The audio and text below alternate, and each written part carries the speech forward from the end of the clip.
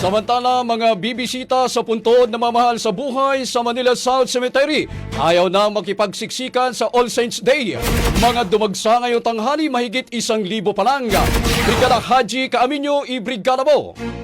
Brigada Live Report.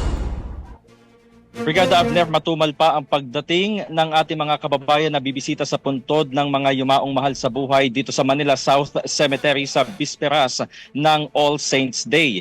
As of 11 a.m., batay sa tala ng Incident Command Post ay aabot pa lamang ng 1,386 warm bodies sa loob ng sementeryo.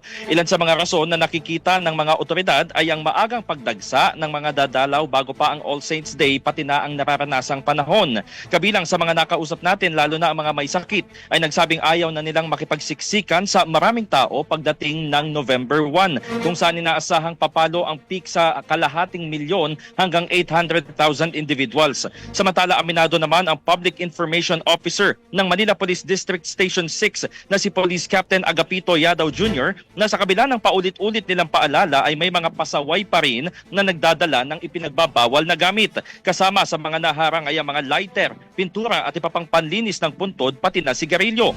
Pero sa halip na makipagtalo, iginiit ni Yadaw na ipinapaliwanag na lamang nila na maaaring iwanan ang mga bawal na gamit at bibigyan sila ng number upang makuha muli sa paglabas nila ng sementeryo. Samantala, Brigada Abner, sa sitwasyon ngayon dito sa labas ng Manila South Cemetery sa kabila ng pabugso-bugsong buhos ng ulan ay tuloy-tuloy naman sa pagpasok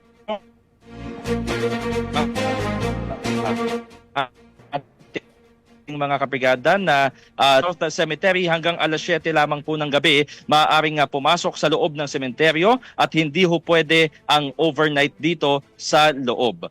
At live mula rito sa Manila South Cemetery in the heart of changing lives, ito si Brigada Haji Kaaminyo ng 105.1 Brigada News FM Manila, the Music and News Authority. Bagong Brigada Balita Nationwide.